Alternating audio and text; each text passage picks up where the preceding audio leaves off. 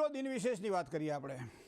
મેં કહ્યું ને કે દરેકના જીવનમાં ઉપયોગી આપણે વસ્તુ આજે જાણવા પ્રયત્ન કરીશું, કારણ કે ઘણા બધા વાદે વાદે જાયતે તત્વબોધ, જુદી જિંદગી છે મિજાજે મિજાજે, જુદી બંદગી છે નમાજે નમાજે, છે એક સમંદર થયું એટલે શું, જુદા છે મુસાફર જહાજે જહાજે। આપણે કે તુંડે તુંડે મતિર ભિન્ના, દરેકની ખોપડીમાં ભગવાને અલગ અલગ પ્રકારની બુદ્ધિ આપી છે ને બુદ્ધિ વડે માણસ કામ કરે છે। બેના મગજ એક નથી હોતા, અલગ અલગ હોય છે। પણ એમ થાય 12 સાડા 12 કે 1 વાગે એટલે પછી બધાની દ્રષ્ટિ ક્યાં પડે? ભોજન ઉપર જ પડે, ભલે અલગ અલગ મત રહ્યા, પણ ભૂખ્યા થાય એટલે ભોજન તરફ ગતિ કરે કે ના કરે। એ જ રીતે મારા અને તમારા જીવનની અંદર સમસ્યાઓ જ્યારે નિર્માણ થાય, સમસ્યાઓનું જ્યારે સર્જન થાય અથવા સમસ્યાઓ જ્યારે ઘેરી વળે ત્યારે કોનો આધાર લેવો, શું કરવું, શેનાથી લાભ થાય? પછી શું કરે છે વ્યક્તિ? અલગ અલગ રીતે ક્યાંક ને ક્યાંક એ પ્રયત્ન કરતો હોય છે સમસ્યાઓના સમાધાન માટે, કારણ કે સાચું સુખ ક્યાં મળે છે? સાચી એક કહેવાય આપણે પોતાની લાગણીને વ્યક્ત કરવા માટેની કયું સ્થાન છે? અને એટલા માટે કદાચ આપણા શાસ્ત્રોએ કહ્યું છે કે ધરતીનો છેડો ઘર। એ માણસ આખા ગામની અંદર થાક્યો પાક્યો આવે અને ઘરે આવે એટલે ઘરેનો થાક ઉતરી જવો જોઈએ। આખા દેશમાં આખા વિશ્વમાં ગમે ત્યાં ફરીને આવે પણ ઘરે આવે ને ઘરે થાક ઉતરી જાય ને હાશકારો અનુભવે, આને કહેવાય ઘર, બરાબર? પણ ઘરનો જે બળ્યો જડ્યો જાય એ આખા વિશ્વમાં કોઈ પણ જગ્યાએ જાય પણ એને શાંતિ મળતી નથી। તો સંપત્તિ, સુખ અને શાંતિ સાથે આપણે આજે જાણવા છે વાસ્તુના સંબંધોને। મિત્રો, વાસ્તુના સંબંધોની અંદર આ સંપત્તિ તો મળી જાય છે પણ સુખ કાપે છે કે નથી આપતું? ઘણી વખત વસ્તુઓ હોય એ સ્વાભાવિક છે, પણ એ વસ્તુઓને ભોગવી શકીએ છીએ? મોટામાં મોટું ટીવી આપણા ઘરની અંદર છે પણ ટીવીની સામે બેસી અને જોવાનો ટાઈમ આપણી પાસે કેટલો? એક જેને કહેવાય ને કે 32 રસથાળના ભોજન બનાવી શકાય એટલી સામગ્રી આપણા રસોડામાં પડી છે, પણ બેસીને કોઠા ઠંડા રાખી અને ભોજન કરવાનો આપણી પાસે ટાઈમ કેટલો? સરસ મજાના અલગ અલગ પ્રકારના રૂમો આપણને જોવા મળે। લાઇબ્રેરી આપણી અલગ હોય, કસરત કરવાની હોય તો એના રૂમ આપણા માટે અલગ હોય, બેડરૂમ આપણા માટે અલગ હોય, ગેલેરી આપણા માટે બેસવા માટે ખુરશી ઢાળી અને સુંદર મજાની સામે સુંદર વાતાવરણ હોય, બેહવાની જગ્યા હોય, પણ ટાઈમ છે બેહવાનો? આ બધું ભેગું કરવાથી સુખ મળે છે કે સુખ એને ભોગવવાથી મળે છે? તો પહેલાં તો વાસ્તુ સંબંધી આ વસ્તુને આપણે આજે જાણવી છે મિત્રો, કે વસ્તુ હોવા છતાં એ વસ્તુ આપણા માટે ઉપયોગી કેમ નથી બનતી? બીજું, ઘણી વખત સંતાનો જેમ જેમ મોટા થતા જાય એમ સંતાનો સાથે માતા અને પિતાના અણબનાવ વધતા જાય છે।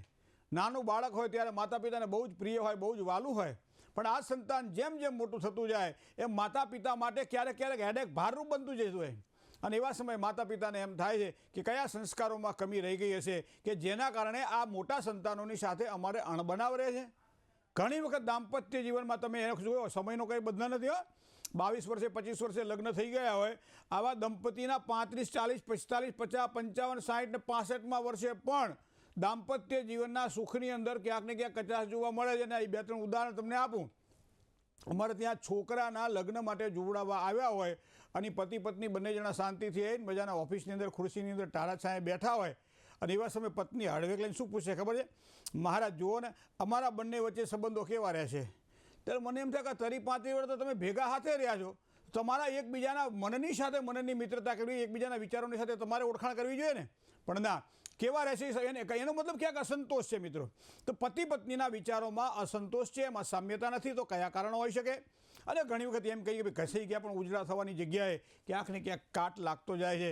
ગમે એટલી મહેનત કરીએ, ગમે એટલું કોકના માટે વાપરીએ, છતાં જસ મળતો નથી। મિત્રો, વાસ્તુશાસ્ત્રની દ્રષ્ટિએ જ મારે 4-5 વાતો આપને કહેવી છે। ઘરની અંદર વાતાવરણમાં અસંતોષ સાથી જાણવા મળે છે। તો એમ કહેવાય છે કે ઘરની અંદર બહારના ભાગની અંદર આ બે જગ્યાએ આપણે જોવાનું હોય છે કે જ્યાં આનંદની જગ્યાએ ક્લેશ ઉત્પન્ન થતો આપણને જોવા મળે। તો ઘરની અંદરના ભાગની અંદર, ઘરની બહારના ભાગની અંદર ક્લેશ ક્યારે ઉત્પન્ન થાય? ઘણી વખત તમે જોજો કે બહાર જાઓ એટલે શાંતિ થાય, ઘરમાં આવો એટલે કડકડાટ ઊભો થાય, કંકાસ ઊભો થાય ને? બહારથી એટલે કશું ના હોય, ઘરમાં આવીએ એટલે કંકાસ ને કકડાટ ઊભો. શું કામ? તો તમે જોજો ઘણી વખત તમે જોયું છે, અમે ઘણા કહે કે ભાઈ આ વસ્તુ હોય, આ વસ્તુ ના હોય, પણ હું તમને કહું, નૈઋત્ય ખૂણામાં જે ઘરનો દરવાજો હોય અહીંયા મોટા ભાગે તમે જોજો નૈઋત્ય એટલે પિતૃઓનો જે ખૂણો માનવામાં આવે છે, અને નૈઋત્ય ખૂણો ભરેલો હોય જેની જગ્યાએ ખાલી હોય અહીંયા દરવાજો હોય એટલે જગ્યા ખુલ્લી હોય, બરાબર? તો એ સમયે તમને આ વસ્તુ જોવા મળશે। બીજી વસ્તુ તમને કહું, દરવાજાની અંદરના ભાગની અંદર કે દરવાજાની બહારના ભાગની અંદર કદાચ કોઈ ભારે વસ્તુ, વજનવાળી વસ્તુઓ મૂકેલી હોય। ઘણા ઘરની અંદર એવું ડેકોરેશન કરેલું છે કે ઘરનો દરવાજો ખોલો એટલે સામે જના ભાગમાં તમને મોટી દિવાલ જોવા મળે તમને, અથવા તો કંઈક એવું ડેકોરેશન જોવા મળે અને ઢાંકી દે તમારા ઘરને। બરાબર. તો ઘરના પ્રવેશદ્વાર, મુખ્ય પ્રવેશદ્વારની સામે શું આવી રીતની કોઈ જગ્યાઓ છે તમારે? સાચવવું પડશે. બીજું, એવું ને એવું ઘરની બહારના ભાગની અંદર આપણને રોડ જોવા મળે, ઘરની બહારના ભાગમાં આપણને ગેલેરી જોવા મળે, પેસેજ જોવા મળે છે, બરાબર છે, ફોયર જોવા મળે છે. તો હવે આ વસ્તુઓ આપણે વાસ્તુમાં જોવું રહ્યું કે કેટલા પ્રકારે તમને આ ઘરનું મુખ્ય દ્વાર છે એ ક્યાંય ને ક્યાંય દૂષિત નથી થતું ને. તો ઘરની અંદર વાતાવરણ એવું કલુષિત થાય કે ઘરની અંદર નેગેટિવ એનર્જી બહાર જ ના જાય. એ ઘરમાં ઘોળાય પેલા ધુમાડા જેવી વાત છે. ધુમાડો ઘરની અંદર આવે, બારીઓ ના ખોલી નાખીએ અને પંખા ચાલુ કરીએ એટલે ઘરનો ધુમાડો ઘરમાં ફર્યા કરે, આંખો બાળ્યા કરે. તો આ વસ્તુ વાસ્તુશાસ્ત્રના આધારે આપણે જોઈ શકીએ છીએ. મિત્રો, બીજી વાત તમને કહું, તમારા ઘરની અંદર જૂતા પહેરવાના ચપ્પલ બૂટ કે જે હોય તે એ અસ્તવ્યસ્ત ગમે ત્યાં પડ્યા હશે ને તો પણ તમારે આ વસ્તુને સમજવી પડશે. બીજી વસ્તુ છે કે જે ઘરની અંદર ઉંબરાની પૂજા નથી થતી ત્યાં પણ એમ કહેવાય છે કે આ પ્રકારની પરિસ્થિતિ નિર્માણ થાય છે. અંદર કરતાં બહારનો મુખ્ય પ્રવેશદ્વાર જે છે એ કદાચ મોટા પેલા અંદરના પ્રવેશદ્વાર કરતાં જો નાનો હોય તો પણ સમજી લેવાનું ક્યાંક ને ક્યાંક પીડા આપણને થાય છે, જેના કારણે આ ઘરની અંદર આપણે ગમતું નથી. આપણો લિવિંગ રૂમ ગમે ત્યાં સારો હોય, બેડરૂમ સારો હોય, બધું જ સારું હોય, પણ આ બધી વસ્તુઓ જો હોય તો તકલીફ ઊભી કરાવડાવે છે. બીજું તમને કહું, ઈશાન ખૂણાની અંદર વધારે વજન તમને જોવા મળે. ઘણા લોકો શું કે ઈશાન ખૂણામાં ભગવાન રાખવા જોઈએ, પણ ઘણી વખત એવું પણ જોયું છે કે ઈશાન ખૂણાની અંદર બહુ જ મોટું હેવી જેને કહી શકાય, વધારે વજનવાળું એક આરસપાળનું મંદિર બનાવેલું હોય, બહારથી લાવ્યા હોય અને ત્યાં તમે ઈશાન ખૂણામાં મૂકો પછી અંદર ભગવાનની સ્થાપના કરો તો આ તમારી પાસે જે વજનવાળી વસ્તુ છે ઈશાન ખૂણામાં ગઈ કે ના ગઈ, ઉપર ભગવાનની સ્થાપના કરેલી હોવા છતાંય આ વધારે પડતું વજન ઈશાન સહન કરી શકતો નથી કારણ કે માથાનો ભાગ છે. તો આવા સમયે પણ આ વાસ્તુ દોષના કારણે જે ઘરની અંદર મુખ્ય વ્યક્તિઓ હોય એ હંમેશા પીડા અનુભવતા હોય છે. તો આ વસ્તુ આપણે જોવી પડશે. આ બધી જ વસ્તુને ધ્યાનમાં રાખીએ. હવે તમે જોજો, સંતાનો મોટા થાય, વારંવાર સંતાનો સાથે અણબનાવ રહ્યા કરે, વારંવાર પતિ પત્નીને ઝઘડા રહ્યા કરે, પિતા સંતાનોને ઝઘડા રહ્યા કરે, તો એના કારણો હું તમને બતાવું.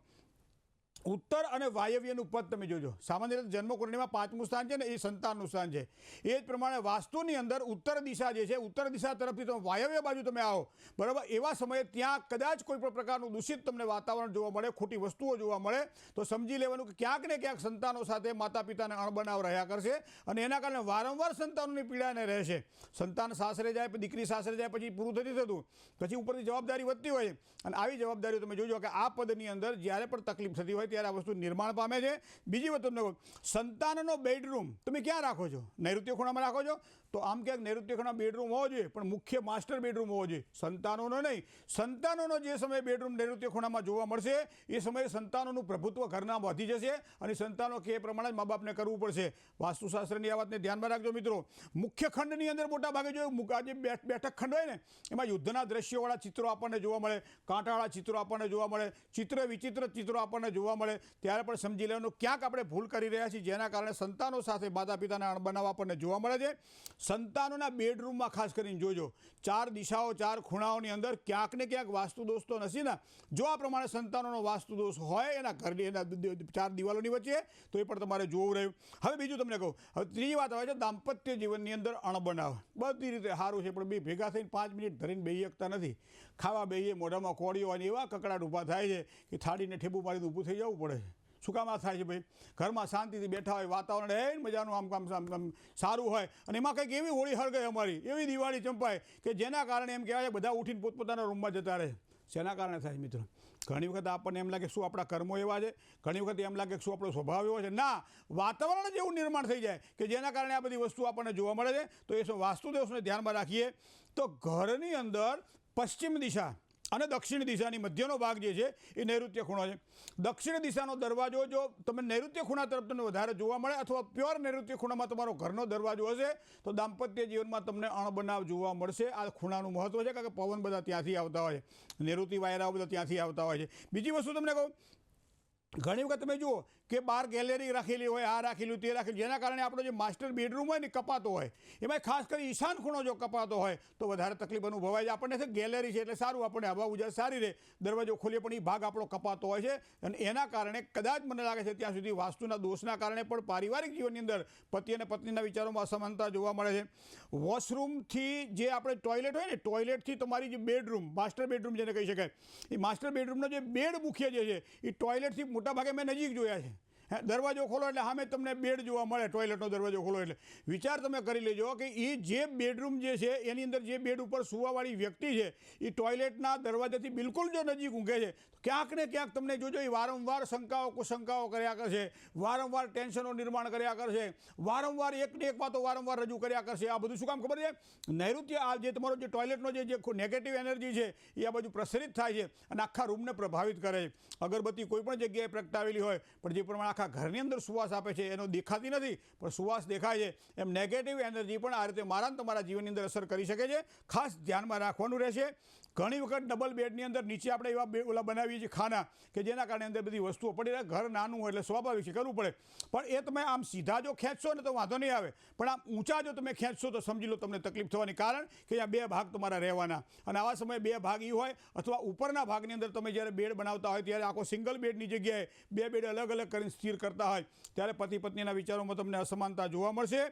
કાં ખાના ઉપરથી ખુલતા હોય તો આપ ખાસ ધ્યાનમાં રાખવું પડશે. અને અગ્નિ અને ઈશાન ખૂણાની અંદર માસ્ટર બેડરૂમ જ્યારે પણ અમે જોયા છે ત્યારે દાંપત્ય જીવનમાં આણા બનાવો જોયા છે મિત્રો. ઘણી બધી વાતો વાસ્તુશાસ્ત્રની વિચારવાની છે, પણ આ કુટુંબ અને પરિવારને જો સુખમય બનાવવું હોય તો એમ કહેવાય છે કે સિદ્ધ ગણેશ યંત્રની સ્થાપના જ્યાં જ્યાં વાસ્તુ દોષ હોય ત્યાં કરવી જોઈએ. સાથે સાથે અગ્નિ ખૂણાની અંદર કોઈ પણ પ્રકારના વાસ્તુ દોષ નિવારણ થતા હોય ત્યારે મંગળ યંત્રની સ્થાપના કરવામાં આવે. તોડફોડ વગર ઘણી બધી એવી વસ્તુઓ છે કે જે વાસ્તુને શુદ્ધ કરી શકે છે. આપણે નક્કી કરવાનું છે કે આપણે શું કરવું જોઈએ. જય ગણેશ.